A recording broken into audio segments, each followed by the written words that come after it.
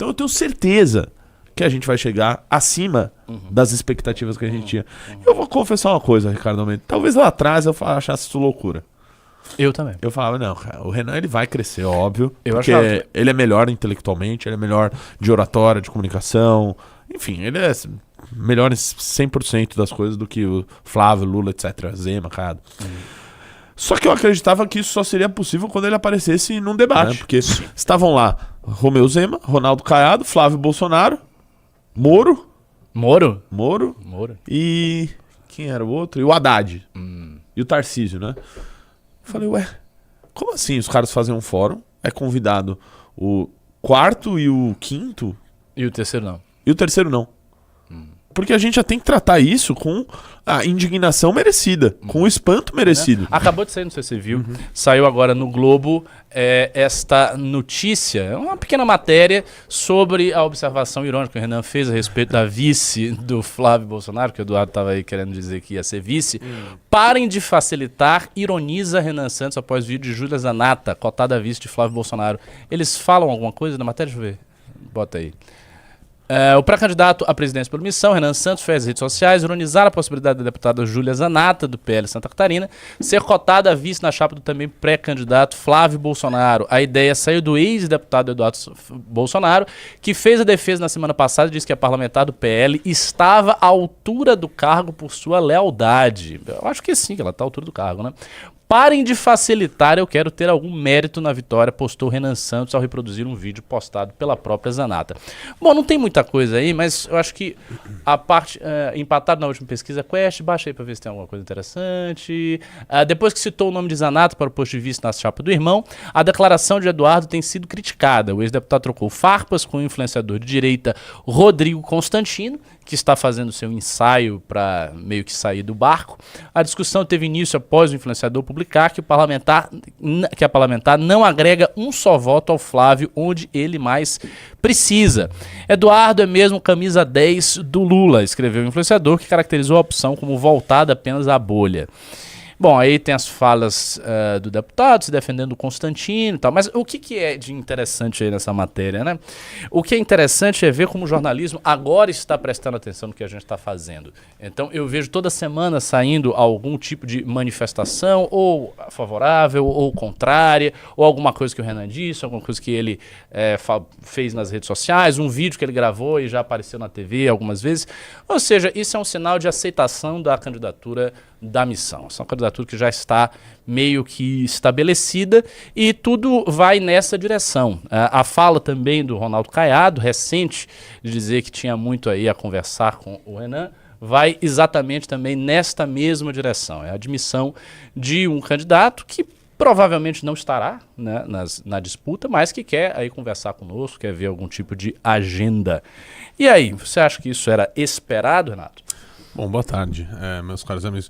Já falei boa tarde, né? Cara, vamos lá. Primeiro, né, sobre a aceitação da imprensa que você tratou aí, né? Eu tenho acompanhado bastante que, principalmente o grupo aqui de imprensa da pré-campanha de Renan Santos está a todo vapor. Está a todo vapor, assim.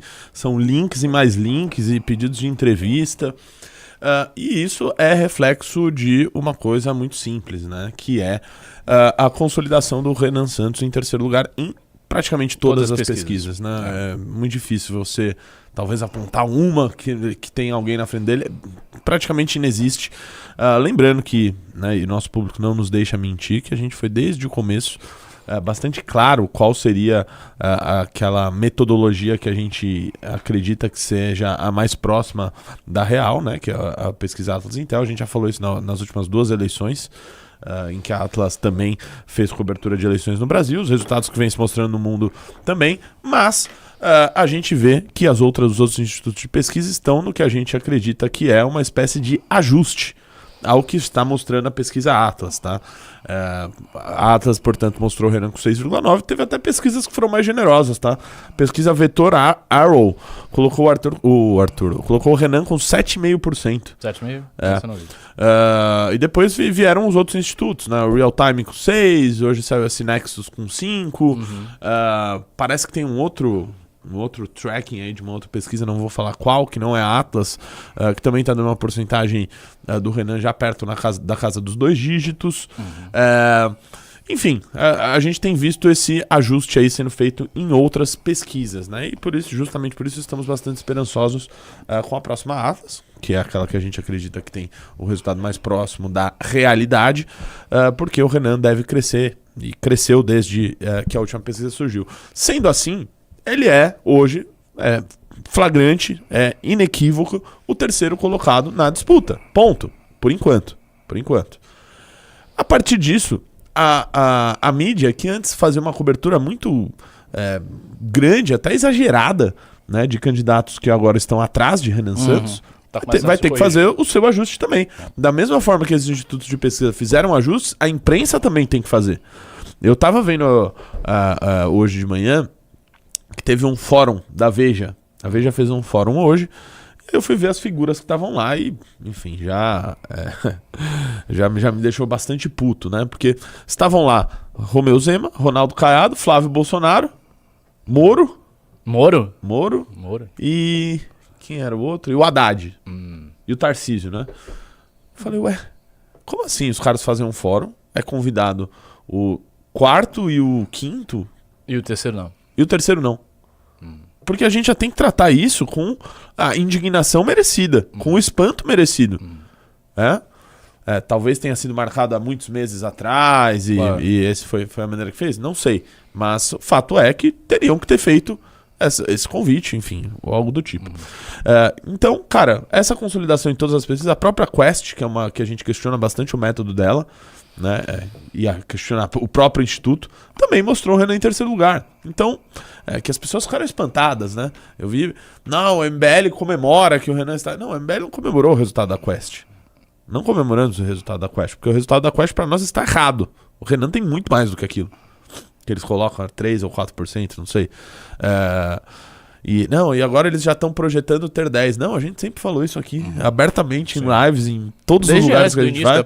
Nosso objetivo é ter 10% até o início da campanha, ponto. Exatamente. E nós vamos buscar isso, eu tenho certeza absoluta.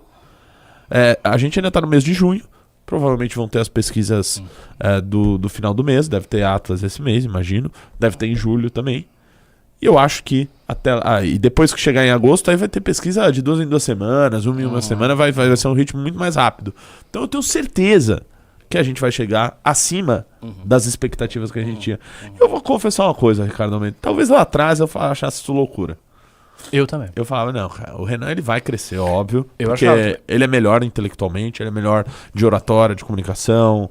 Enfim, ele é melhor em 100% das coisas do que o Flávio, Lula, etc. Zema, Caiado. Só que eu acreditava que isso só seria possível quando ele aparecesse num debate. Sim, exatamente. Antes disso, gente, é fantástico o que está sendo feito. Muitas das pessoas ainda não entenderam. Falam, meu Deus, como que é possível esse cara tá na posição que tá? Né? Então, assim, é o que Vanderlei Luxemburgo diria. Confia no projeto. Confia no projeto. Né? A gente aparentemente sabe o que está fazendo. Não, assim, a pré-campanha do Renan está sendo a melhor pré-campanha que eu já vi de todas. De qualquer coisa, é essa pré-campanha. E o segredo está na pré-campanha, o segredo está no candidato, de fato. Porque assim, a gente não tem estrutura, não tem grana, não tem nada. Não tem conexões com jornalistas, não tem nada. O que nós temos é um candidato muito bom, um projeto consistente e uma técnica, digamos assim, uma tática de pré-campanha que se mostra acertada. Essa tática, que foi uma tática que o Bisotto falava muito. O Bisotto falava muito tempo, até antes do Renan ser escolhido para apresentar a missão. Tal, o Bisotto já falava isso, que a lógica da pré-campanha deveria ser rodar o Brasil, buscar uma interiorização do nome dele, ou seja, você para lá no estado e fica rodando várias cidades e vai para tudo que é rádio, e que é assim que as coisas iam funcionar.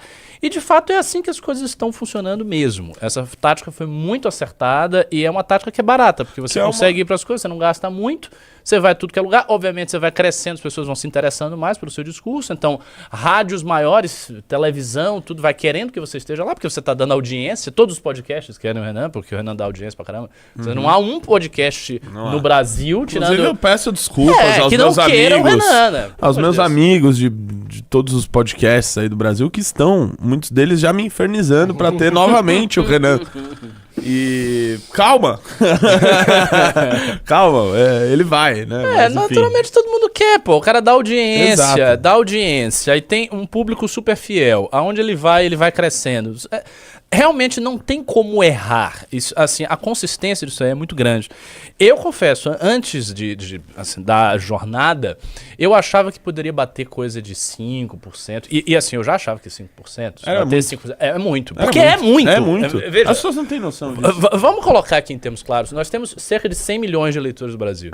Você falar de 5%, você está falando de 5 milhões... Baixo, é mais, né? É mais do que isso. Mas é 100 milhões de eleitores. Vamos fazer assim, essa conta fácil. 5 milhões de votos. 5 milhões de votos é muito voto. Pra vocês Muito terem uma voto. noção, para ultrapassar Cláudio Berreira, me corrija, é coisa de em torno de uns 3 milhões de votos para deputado federal. 2,5 para deputado federal. 2,5 para deputado federal. Se a gente está falando de 5, nós estamos falando do dobro para deputado federal e é muito fácil que haja, especialmente no caso do MBL da missão, que tem um voto muito engajado, uma transferência meio que automática. O cara que vota lá no 14, ele vai querer votar no deputado federal do 14, no deputado estadual do 14. Ele vai, 14, agora eu vou botar em quem? Eu vou botar um cara do Centrão, um cara no partido do Kassab. Isso não faz sentido nenhum.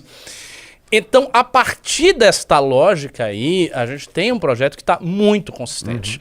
Ó, pra vocês terem uma noção, em 2018, se eu não estou enganado, o Amoedo bateu coisa de 2,5%. Fez 2,5%. Isso aí, 2,5%. E fez 8 deputados federais. E teve uma taxa de transferência. E um governador. E um governador, é verdade.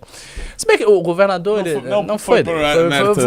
Foi do Bolsonaro. Mas os deputados federais não foi do Bolsonaro, não. Até porque o Bolsonaro tinha os deputados federais dele, do partido dele, do PSL. Então o que aconteceu foi, houve uma transferência de voto. Essa transferência foi ali em torno de 30 e poucos por cento. O Matheus falou que são 154 milhões de eleitores aptos. Então, 154 milhões. Se a gente deve votar 100 milhões. Aí. Então, 5 milhões, beleza, 5% dá, sei lá, 6 milhões. É muito voto. É muita coisa. É muito voto. E isso já é suficiente para você fazer bancada. Isso é suficiente para você ter um partido que aparece em tudo que é lugar. E eu já achava que se a gente batesse 5% na eleição, era tipo, pô, muito bom. Primeiro ano, o partido acabou de ser feito, chapa pura. Sabe, a gente não tem experiência de partido, a gente tem experiência de movimento, mas de partido ainda não tem. Então, assim, já estaria tipo, uau. Sim. Agora não, cara. Agora começa a ideia de você bater 10 na borda da eleição e você conseguir até virar o braço do Flávio Bolsonaro. Isso é verossímil. Tipo, isso não é absurdo. Sim. Não é assim um sonho. Você diz, não, sei lá, vamos ganhar.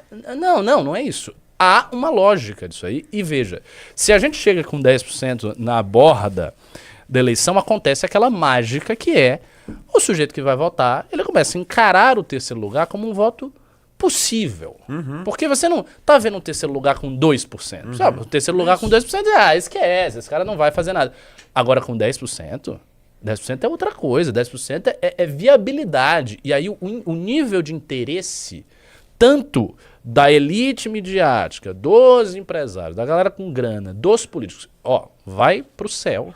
E do eleitorado também.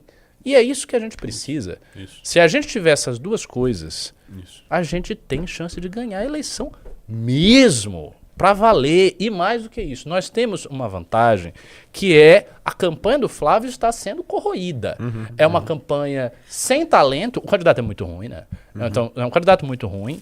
Ele não tem projeto. Ele agora está encalacrado com caso de corrupção.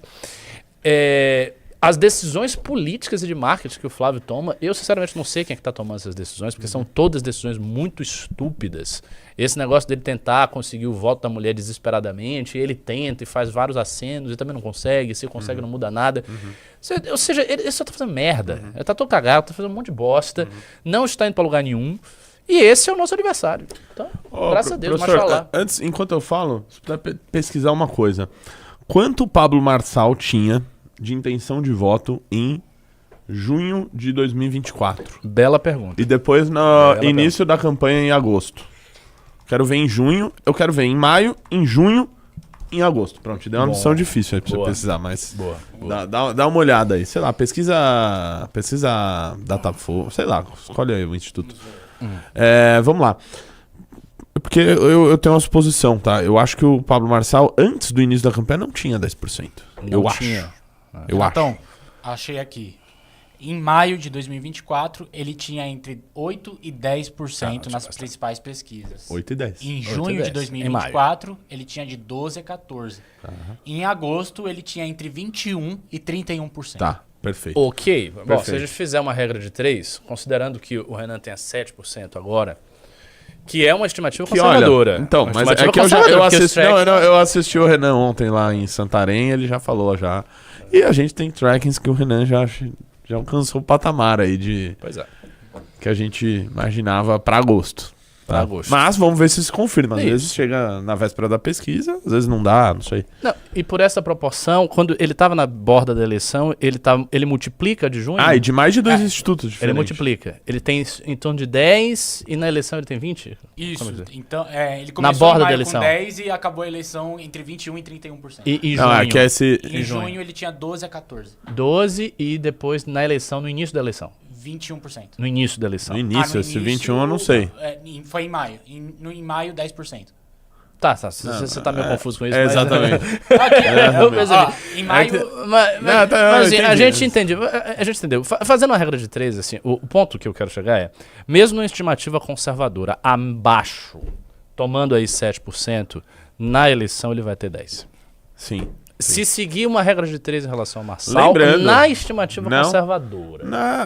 Na campanha da prefeitura ainda eram mais focados ali em 3 candidatos, né? Não tinha vamos dizer, um Caiado, Isso, esse é um ponto também. É verdade. E outro ponto, porque esses caras vão sair, eles Exato. vão tirar as candidaturas dele. Exato. Eles vão tirar as candidaturas deles. Inclusive, essa coisa do Caiado querer falar com o Renan, você acha que indica o quê? O que ele quer? Cara, sendo bem sincero, eu acho que Um nada. gesto de simpatia. Eu acho que nada, tá? Um gesto de simpatia. Não fiquem muito... porque qual que é a lógica? Vocês têm que entender a lógica das campanhas. Vamos pelas lógicas das campanhas. A lógica do Lula é dizer que ele tem que ganhar do Bolsonaro. Lógico. A lógica do Flávio é dizer que ele precisa ganhar do Lula. E só existe dos dois. A lógica do Caiado, por exemplo, é dizer que ele é um candidato mais limpo e mais competente que o Flávio para tirar o PT. E ele não vai fazer nenhum confronto com a direita, né, com o que ele considera a direita. Ou seja, ele não vai atacar nem Zema, ele não vai atacar nem o Renan Santos e ele não vai atacar o Flávio. Então ele vai ter uma política ali de boa vizinhança. Aparentemente é isso que ele tem mostrado.